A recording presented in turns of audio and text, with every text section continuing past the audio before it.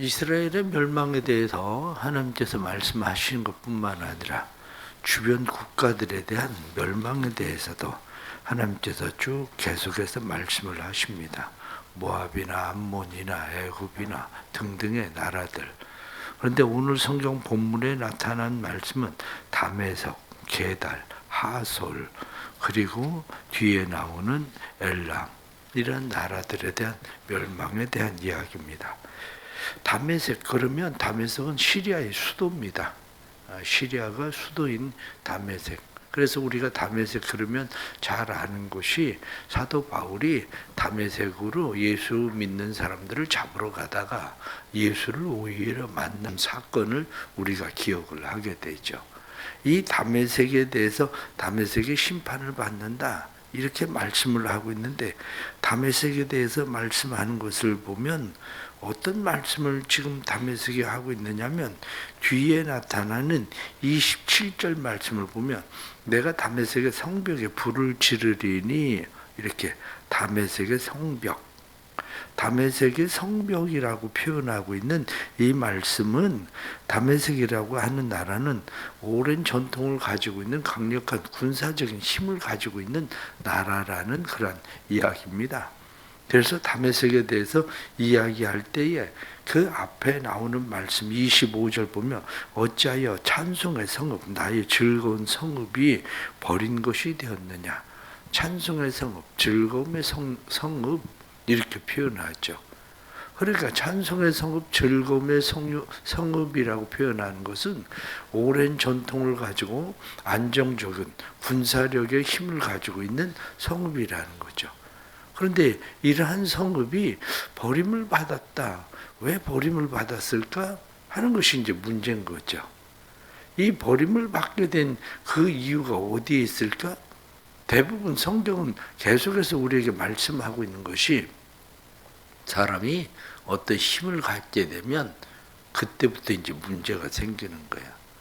힘을 갖게 되면 하나님이 필요한 게 아니라 내가 가지고 있는 힘이 필요하게 되고 뿐만 아니라 오랜 세월의 전통을 가지고 있다고 보면 마치 그 전통이 우리를 지키는 것처럼 그렇게 생각을 하게 되죠.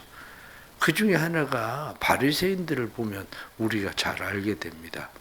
바리새인들은 어떻습니까? 바리새인들은 오랜 전통, 율법의 전통을 잘 지키는 사람들이에요. 그런데 율법의 전통을 잘 지키던 사람들이 점점 전통을 지키면서 그 전통을 더 잘 지키고 전통을 통해서 하나님 앞에 더 가까이 가는 게 아니라, 오히려 바리새인들은 전통은 남아있는데 하나님이 사라져버려요. 마찬가지입니다. 우리가 신앙생활을 하면서 문제가 어디에 있느냐 하면 바로 이런 데 있는 거예요. 내가 오랜 신앙생활을 하면서 다른 사람이 볼 때는 저 사람은 하나님의 찬송이 되고 하나님의 즐거움이 되는 것처럼 보여지는데, 문제는 그들 속에 하나님이 사라져버린다는 거죠. 전통만 남고. 그러면 그 전통을 잘 지키는 모습은 마치 하나님의 찬송이 되고 하나님의 즐거움이 되는 것처럼 보이죠. 그러니까 하나님의 찬송이 되고 하나님의 즐거움이 되는 것처럼 보여지는 그 안에 하나님이 없을 때에 결국에 멸망하는 거죠. 망하는 거죠. 지금 다메섹이라고 하는 나라에 대해서도 지금 그렇게 이야기하고 있는 거예요. 너희가 강한 성읍을 가지고 있고 오랜 전통을 가지고 있는 그런 나라지만 너희가 그것을 가지고 너희를 지키는 게 아니다. 이렇게 지금 말씀하시고 있는 거죠. 그 다음에 나타나는 게달과 하솔 이렇게 나와 있습니다. 게달은 아라비아 유목민입니다. 하솔이라고 하는 이 사람들은 아라비아의 유목민들 중에서 소수 부족들이 모인 소수 부족의 연합체가 이 하솔이라고 하는 거죠. 이 아라비아 광야에서 살아가면서 이들은 뒤에 나타난 말씀을 보면 뭐라고 되어 있냐면 31절 말씀에 여호와의 말씀이니라 너는 일어나 고요하고도 평안히 사는 백성 곧 성문이나 문 빗장 없이 홀로 사는 국민을 치라. 뭐 아라비아 광야에서 사니까 이 사람들이 뭐 성읍이나 문빗장 뭐 이런 것들이 성문이 무슨 필요가 있겠습니까? 유목민들이니까 여기저기 그냥 떠돌면서 그냥 사는 거죠.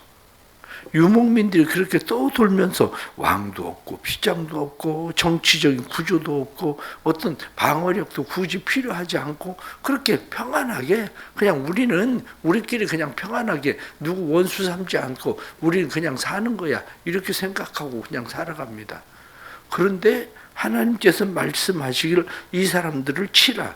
그래서 30절에 나타나는 말씀 보면 바벨론의 느부갓네살 왕이 너를 칠 모략과 너를 칠 계략을 세웠습니다.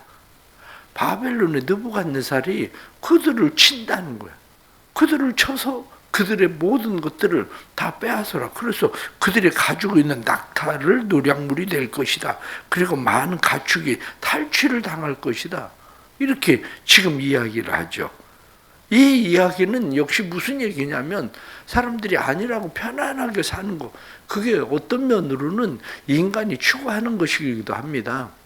왜냐하면 우리가 추구하는 것이 어떤 사람들은 생각하기를 쌓고 더 많이 쌓는 다메섹과 같이 군사력도 강하고 그리고 전통도 있고 막 이렇게 살기를 원하는 사람도 있지만 어떤 사람들은 이 하솔 그리고 게달 이 사람들처럼 뭐 그런 거 필요한가 그냥 편안하게 살면 되는 거지 뭐 욕심 부리지 않고 굳이 성읍이나 성벽을 질 것도 없고 정치적인 구조도 필요 없고 그냥 그렇게 사는 거지 이렇게 편안하게 사는 거죠. 그럼에도 불구하고 심판을 당한다는 거예요. 왜 도대체 이 사람들은 왜 심판을 당하게 될까? 바로 이게 또 문제인 거죠. 이 사람들은 왜 심판을 당하게 될까? 여러분들은 편안할 때 신앙생활이 잘 되는 사람들입니까?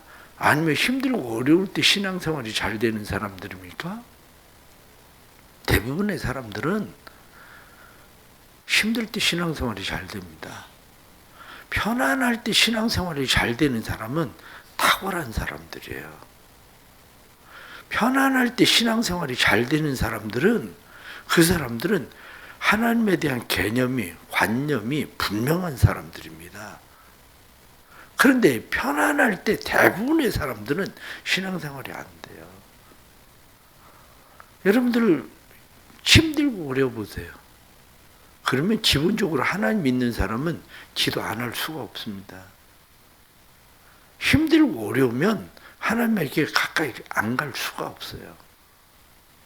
그런데 내가 하나님이 있어도 편안한 사람들은 굳이 그렇게 기도할 이유는 별로 없어요. 애만 아파 보세요. 애만 아파도 기도할 일이 생기는데 편안한 사람은 굳이 기도 그거 안 해도 뭐 하나님한테 기도 안 해도 그냥 편안하게 그냥 잘 가고 있는 걸 뭘 굳이 하나님한테 또 매달리고 기도하고 하나님하고 뭐 관계를 맺고 뭐 싸가하고 뭐 그런 게 뭐 그렇게 필요합니까? 우리가 새벽에 안 나오는 이유도 내가 보기엔 편해서 그런 거예요. 편해서. 좀 더 고난을 당해봐야 그래야 기도할 일인가 그리고 기도도 하고 그러는 거지 편해서 그래 편해서 그게 그 고난을 당하는데도 기도 안 한다 그건 하나님이 없는 사람이고 그거 아세요 여러분들? 내게 진짜 하나님이 있는지 없는지는 흔들어 보면 안다니까요. 흔들려 보면 그 구정물 밑에 뭐가 가라앉아 있는지는 흔들어 보면 아는 거지 그냥 가만히 가라앉아 있을 땐 위에 맑은 물만 그냥 떠 있어서 깨끗한 것 같죠. 신앙생활이 그런 거예요. 게달, 하솔 이렇게 이야기하는데 이 게달과 이 하솔 이 사람들은 성벽도 필요도 없고 성문도 필요도 없고 정치적인 구조도 필요 없고 우린 그냥 편안하게 그냥 여기저기 떠돌면서 유목민으로 그냥 우린 사는 거야. 이렇게 이야기해도 하나님께서 말씀하실 땐 내가 바벨론 통해서 너희들의 약태도 다 뺏어갈 거고 너희의 모든 가축들도 다 뺏어갈 거다. 그렇게 얘기하셔요. 너희 마음 스스로 편안하게 살면 되지 이렇게 생각한다고 해서 편해지는 거 아니야. 그렇게 지금 얘기하는 거예요. 그 뒤에 또 나오는 말씀이 있는데 그 나라가 엘람이라는 나라죠. 엘람이라고 이야기하면 엘라는 이란의 남서부 지역을 이야기하는 곳이 엘람입니다. 엘람은 강한 나라예요. 엘람은 바벨론, 아수르 이 나라들과 거의 대등한 힘을 가지고 있었던 그런 나라거든요.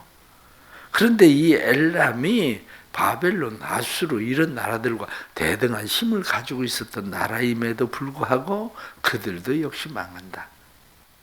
근데 50장으로 넘어가면 바벨론도 망한다. 지금 계속해서 말씀을 해주고 있는 겁니다. 힘을 가지고 있어도 망한다. 그런데 엘람에 대해서는 또 다른 특징이 있는데 엘람에 대한 특징은 말씀을 보면 39절 말씀에 그러나 말일에 이르러 내가 엘람의 포로를 돌아가게 하리라. 여호와의 말씀이니라. 엘람에 대해서는 그 포로들을 돌아가게 할 거다. 그렇게 하나님께서 엘람에 대해서 말씀을 해주고 있는 거죠. 오늘 도대체 이 말씀들이 우리에게 무슨 의미가 있나? 아니 다메섹이나 게달이나 하솔이나 엘람이나 이런 나라들이 멸망하는 게 우리하고는 무슨 상관이 있을까? 바로 이게 문제인 거죠. 이게 중요한 거죠. 그 앞에 나와 있는 나라들도 쭉 마찬가지고 우리가 그것을 이해하려면 머릿속에 가지고 있어야 되는 또 다른 새로운 개념이 필요한데 그게 뭐냐면 심판이라는 의미예요. 성경에 나오는 미슈파트, 그럼 심판이라는 말이거든요. 미슈파트라고 하는 이 심판이라고 하는 말의 개념이 뭐냐? 심판이라고 하는 것은 사람들은 어떤 생각을 주로 많이 하느냐면 심판은 잘못한 사람들에 대해서 그들을 멸하고 벌 주고 이렇게 하는 것을 심판이라는 개념을 가지고 있죠. 그런데 심판이라고 하는 개념은 원래 그런 개념보다도 심판, 그러면 질서를 회복하다. 이게 심판이에요. 질서를 회복시키는 거. 그래서 예수님이 오시는 것을 우리는 성경이 뭐라고 이야기합니까? 예수님이 오시는 것에 대해서 높은 산은 깎아서 낮아지고 그리고 골짜기는 메워지고 광야에 길이 나고 이런 일들을 예수님이 오시는 것에 대해서 이야기하는데 그것이 우리에게 무슨 이야기를 하고 있냐면 무너진 질서의 회복. 심판이 뭐냐? 심판이라고 하는 것은 잘못되어 있는 것들을 너희가 잘못되어 있으니까 너희가 벌을 받아야 돼. 이렇게 심판에 대해서 우리는 생각하지만 심판의 원래 중요한 개념, 미슈파트라고 하는 개념은 그거보다도 무너진 질서를 회복시키는 거예요. 교만해지면 심판받는다. 계속 이야기하는 게 무슨 얘기예요? 교만해지면 심판받는 것은 계속 올라가는 거예요. 자꾸 올라가는. 더 이상 올라가면 안 돼. 그렇게 너만 높아지면 안 돼. 그런데 교만이 심판을 받는 이유는 교만이 너무 높아진 거예요. 그러니까 그 높아진 것을 깎아내리는 게 그게 심판인 거예요. 그래서 같이 다시 그것을 통해서 골짜기를 메워버리는 재정비가 이루어지는 그것을 성경에서는 심판이라고 얘기한다고요. 그러니까 내 삶에 사람들은 생각해요. 내 삶에 지금 무슨 생각을 하냐면 성벽도 잘 짓고 전통도 잘 지키고 내가 그러고 있으니까 나는 괜찮다고 생각을 할지 모르지만 하나님이 보시는 하나님의 관점에서는 질서가 무너졌다는 거예요. 아니 왜 그게 질서가 무너진 겁니까? 아니 광야에서 편안하게 우리가 누구하고 원수 짓고 사는 것도 아닌데 그 왜 질서가 무너졌다는 거예요? 다른 나라도 그냥 강한 나라가 되니까 우리도 강해져야 된다고 생각하고 대등한 나라로 엘람처럼 그렇게 대등한 나라를 만들기 위해서 힘을 키워가고 있는데 그게 뭐가 문제라는 거예요?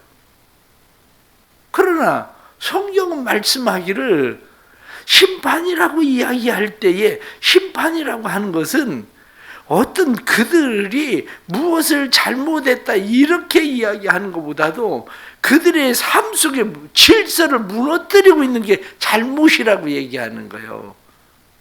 그러면 우리의 질서의 가장 중요한 질서가 뭡니까? 태초에 하나님이 천지를 창조하시니라. 하나님이 말씀하시니까 빛이 있으라 말씀하시니까 모든 것이 빛이 있었고 그 다음부터 모든 것은 하나님의 말씀대로 질서가 생기게 된 거예요. 그런데 하나님의 말씀에 질서가 없어진 것은 그게 바로 심판의 대상이 된다. 이렇게 말하는 거라고요. 질서가 없어요. 다시 말하면 하나님의 말씀이 사라지는 거, 말씀이 없어지는 거, 우리 안에 말씀이 없는 거, 이게 심판의 대상이 되는 거예요. 우리가 무엇을 잘못하고 생활 방식의 문제가 아니에요. 사람들은 생각하기를 심판의 기준이 어떤 생활 방식이나 뭐 이런 것들이 심판의 기준처럼 생각하지만 생활 방식의 문제가 아니라 심판의 기준은 질서, 그 질서를 세우는 질서가 뭐냐 이렇게 이야기할 때 그 질서가 하나님이라는 거죠. 결국 하나님 없이도 살 수 있는 것처럼 생각하는 모든 것들이 다 질서를 무너뜨린 거예요. 교만해지는 것도 하나님 없이 살 수 있는 것처럼 생각하는 거고, 안일하게 사는 것도 하나님 없이 살 수 있는 것처럼 생각하는 거고, 좀 더 강해지려고 강대해지려고 힘을 키워가고 있는 것도 하나님 없이 살 수 있는, 힘을 가지면 살 수 있다는 생각을 가지는 거고, 이 모든 것들이 다 뭐냐? 하나님의 질서, 하나님의 말씀이 사라지는 삶, 하나님이 내 삶 속에 중심이 되지 않는 삶, 그거라고요. 그거. 근데 우리 사람들은 그렇게 생각을 하는 것이 아니라 우리의 삶의 방식, 내가 거짓말해서 그런가? 아니면 내가 너무 욕심을 부려서 그런가? 이렇게 생각하지만 생활 방식이 아니라니까요. 생활 방식이 아니라 그 모든 삶의 중심에 하나님이 있는가 없는가 그 이야기를 하고 있는 거라고요. 그것이. 그러면 오늘 성경 본문에 나타난 말씀, 심판이라고 하는 것이 하나님의 질서의 회복? 그러면 하나님의 질서의 회복을 위해서 하나님이 하시는 일이 뭡니까? 하나님의 질서의 회복을 위해서 하나님이 하신 일이 예수 그리스도를 보내신 거예요. 예수 그리스도. 예수님이 왜 우리에게 중요한 분이냐? 내가 삶의 안전장치로 가지고 있는 것이 뭔가를 생각해 보면 돼요. 내 삶의 안전장치로 가지고 있는 것이 난 뭔가? 돈인가? 건강인가? 아니면 내가 가지고 있는 관계적 사람들인가? 이런 거죠. 내 삶의 안전장치가, 그것이 내 삶의 안전장치니까 이렇게 이야기할 때 오늘 성경 본문이 말씀하고 있는 것은 그건 네 삶의 안전장치가 안 돼. 이렇게 얘기하는 거죠. 네 삶의 안전장치가 안 돼. 그것은 예수를 믿으면 심판에 이르지 아니하고 이렇게 말씀하는 것이 무슨 얘기입니까? 예수를 믿는다는 것은 예수님이 내 삶의 중심에 들어오셔서 그분이 내 삶의 중심이 된다는, 내 삶의 질서를 예수 그리스도로 세우면 그러면 심판에 이르지 않는다는 거예요. 예수 그리스도가 내 삶의 중심이 된다는 것, 그것은 예수님이 왜 우리의 죄를 위해서 세상에 오셔서 예수님이 십자가 못 박혀 죽으시는가? 우리가 이렇게 이야기하면 예수 그리스도를 이야기할 때에 우리가 예수 그리스도는 심판의 한 점, 가장 중요한 한 점, 그게 바로 예수 그리스도의 십자가다. 이렇게 말하는 거거든요. 결국 우리가 예수 그리스도의 십자가, 그것을 믿는다는 것은 내 삶의 질서를 다시 세우는데 그 삶의 질서가 누구냐? 그것이 바로 하나님이시다. 예수 그리스도가 내 삶의 가장 중요한 심판의 한 점, 다시 말하면 우리의 심판, 그러면 심판이 집중되어 있는 곳이 어디입니까? 그게 십자가잖아요. 하나님이 우리의 죄를 심판하셔야 되는데 우리의 죄를 심판하시는 그 심판의 한 지점, 그게 십자가고, 우리가 그 심판, 그 십자가를 믿을 때에 우리 안에 하나님이 없는 거, 하나님 없이 살아가는 우리의 삶에, 내 삶의 중심에 다시 십자가, 하나님, 예수 그리스도, 그분을 세우는 것이 우리의 삶의 기준점이 된다는 거예요. 그게 결론적으로 말씀을 드리면 그렇습니다. 우리가 사람들은 예수를 왜 믿어야 되나? 이렇게 생각을 하면 예수를 믿어야 되는 중요한 이유는 내 삶에 하나님 없이 살려고 하던 그 삶이 다시 하나님 없는 삶 자체가 심판이구나.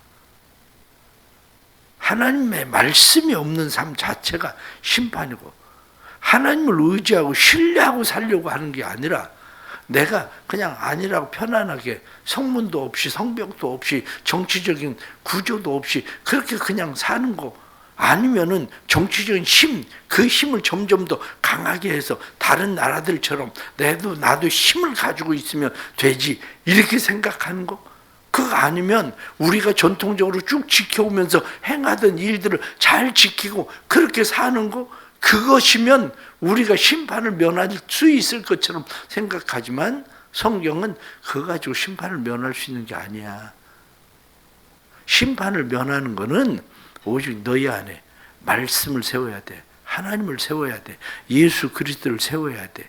이렇게 말하는 거죠. 우리의 삶에 다시 새로운 삶의 질서가 생기길 바랍니다.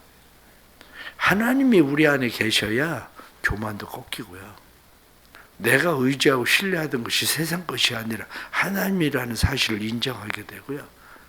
내가 아무리 편안하고 안일하게 살아도 이것이 내가 그냥 뭘 잘해서 그렇게 된 게 아니라 이게 하나님의 은혜라는 사실을 깨닫고 그 은혜 안에 살게 되고요. 우리의 삶이 오직 하나님 그분 때문에 산다는 것을 인정하고 살아가는 것. 예수 그리스도가 우리의 소망이시고 하나님이 우리의 소망이시라는 사실.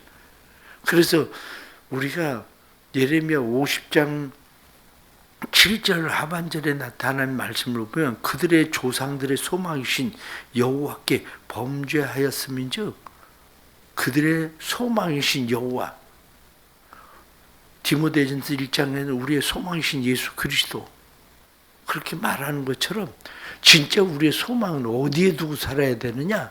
소망은 하나님. 그분이 우리의 소망이시라는 거. 이게 삶의 질서인 겁니다. 우리의 삶이 하나님이 삶의 새로운 소망이 되시는 그런 삶의 질서를 세우시는 분이 되기를 축복합니다. 그래서 우리가 내 마음에 정말 나는 믿고 의지하고 신뢰하는 게 무엇인가? 내가 무엇이 무너졌을 때에 나는 정말 내 안에 모든 것이 무너진 것 같은 느낌을 갖게 될까? 한번 생각을 해보세요.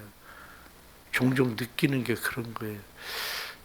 내가 무엇을 잃어버렸을 때, 상실했을 때 하나님이 내 삶에 없어지는 것만큼 슬퍼할까? 내가 보기엔 그렇지가 않아요. 내가 보기엔 왜? 생각을 해보세요. 집에서 키우던 개만 죽어도 얼마나 슬퍼하는데요. 그런데 하나님 사라져도 사람들은 그렇게 슬퍼하지 않아요. 그 얘기가 결국 무슨 뭐냐? 내가 믿고 의지하고 신뢰하고 소망 삼고 있는 게 뭐냐? 그런 문제. 왜 힘들고 어려워도 기도 안 할까? 하나님 소망이 안 되니까 기도 안 하는 거예요. 편안하고 안전하다고 왜 기도 안 할까? 하나님 소망이 안 되니까 기도 안 하는 거예요. 그게 우리의 삶에 하나님 소망 되시는 은혜가 되길 축복합니다. 기도하겠습니다. 우리의 삶의 방식의 문제가 아니라 우리의 삶에 하나님이 없음이 문제인 것입니다. 우리의 삶의 질서가 무너진 것은 하나님이 우리의 삶의 중심에 계셔야 질서가 있는 건데 우리의 삶의 중심에 하나님이 없습니다. 하나님 아버지, 우리의 악함을 하나님 용서해 주시고 우리의 악함이 오직 예수 그리스도 안에서 새로운 참된 믿음의 소망으로 사는 사람들이 되게 해 주옵소서. 아무리 오래된 전통을 가지고 있어도 뿐만 아니라 아니라고 편안해도 그리고 강대국들과 맞설 수 있는 힘을 가지고 있어도 그러한 것들이 우리의 소망이 되지 않는다는 것을, 그러한 것들이 오히려 심판이 된다는 것을 깨닫는 것처럼 우리의 삶에 하나님이 삶의 중심되고 예수 그리스도께서 우리에게 오신 것은 심판에 이르지 아니하고 사망에서 생명으로 옮겨지는 삶을 살게 하시는 하나님의 은혜를 위한 것인데, 저희들로 하여금 오직 하나님이 우리의 삶의 중심되고 예수 그리스도의 십자가가 우리의 삶의 중심되는 삶이 될 수 있도록 주님 도와주옵소서. 아니라고 편안하게 사는 성도들, 아니라고 편안함이 하나님의 심판의 대상이 된다는 것도 알게 하시고 하나님을 믿고 의지하고 신뢰하게 해주시고, 오히려 고난당할 때에 예수 그리스도의 십자가가 삶의 중심에 세워지는 것을 감사히 여기게 해주시고, 우리가 끊임없이 하나님과 함께 살아가는 믿음의 삶이 되도록 도와주옵소서. 새벽에 나와서 기도할 때에 은혜 주시고 새벽에 주님을 만날 수 있도록 도와주시고, 성도들이 5만 시간 기도하는 것은 하나님을 삶의 중심에 세우려고 하는 것인데, 시간을 때움이 아니라 하나님이 삶의 중심으로 세워져 가는 하나님의 은혜를 경험할 수 있도록 도와주옵소서. 육신의 질병 가운데 또한 삶의 고난 가운데 있는 성도들 은혜 주셔서 질병과 고난으로 인해 하나님이 우리의 삶의 중심에, 예수 그리스도가 우리의 삶의 중심에 세워지는 놀라운 은혜가 생기도록 축복해 주옵소서. 감사하며 예물 드립니다. 오늘도 새벽 100번째 나와서 예배드리는 귀한 마음속에 하나님의 은혜를 주시고 하나님을 위한 기념비에 예배되게 해주시고, 새벽 기도가 습관되어서 하나님 앞에 평생 기도의 사람으로 사무엘처럼 살아가도록 은혜 베풀어 주옵소서. 1,000번 전금 주님 앞에 드립니다. 교회 부흥과 성장을 위해서 귀한 예물 드리오니 하나님 은혜 베풀어 주시고, 교회된 육체도 건강하게 해주시고, 교회된 육체 가운데 하나님의 거룩한 성전이 세워지게 하시는 놀라운 축복이 삶에 나타나게 해 주옵소서. 오늘 하루의 삶도 주님 앞에 맡기오니 주님 우리의 삶을 책임지시고 선하게 인도해 주옵소서. 예수님의 이름으로 기도드리옵나이다. 아멘.